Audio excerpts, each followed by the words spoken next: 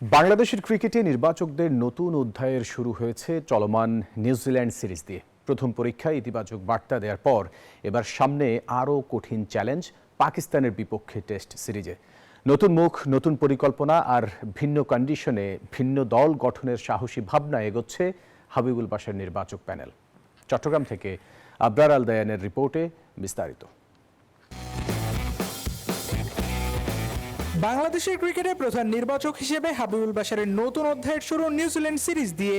প্রথম বড় দায়িত্ব ছিল চলমান এই সিরিজের দল গঠন। অনেকে বলছেন ওয়ানডে সিরিজ জয়ের মধ্য দিয়ে সেই পরীক্ষায় বাশার লেটার মার্কস পেয়েছেন, কারণ নতুন নির্বাচক প্যানেল শুরুতেই দেখিয়েছে সাহসী চিন্তা আর ভবিষ্যৎ পরিকল্পনার ছাপ।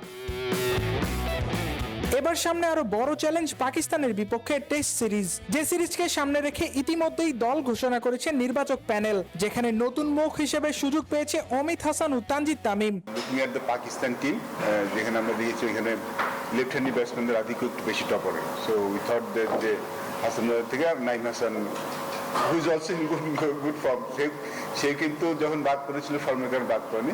হাবিবুল বাশার জানান, শুধু দল ঘোষণাই নয়, বাদ পড়াদের সঙ্গে ব্যক্তিগতভাবে কথা বলেছেন তিনি। কেন দলে রাখা হয়নি, কোন জায়গায় উন্নতি দরকার, সবকিছুতেই স্পষ্টভাবে বুঝিয়ে দেওয়া হয়েছে। জাকির আলীর সাথে কথা বলেছি, আমি ফিরে যাওয়ার পর আবার ওর সামনাসামনি বলবো, এমনি জানিয়েছি কেন সে বাদ করেছে। প্রাথমিকদের সাথে কথা হয়েছে, ক্যাপ্টেন কথা বলেছে, আমি গিয়ে সামনাসামনি কথা বলবো।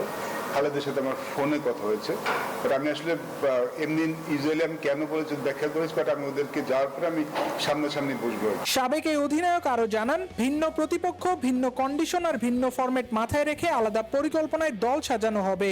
কন্ডিশনের কারণে আমরা রাখতে পারছি না, আপনি দেখেছেন যে উইকেট কিন্তু ডিটোরেট করে যায়, মানে আমরা যত উইকেট যাই ডিটোরেট করি, কারণ আমরা একটু বসতে হবে যে 5 দিন আসলে উইকেটটা কেমন থাকবে। সব মিলিয়ে হাবিবুল বাশারের নেতৃত্বে নির্বাচক কমিটি দিতে শুরু করেছে পরিবর্তনের ইঙ্গিত। পাকিস্তান সিরিজে সেই পরিকল্পনার প্রতিফলন মাঠের পারফরমেন্সে কতটা দেখা যায়, তাই এখন দেখার বিষয়। আবরার আল দায়ান, নিউজ 24, চট্টগ্রাম।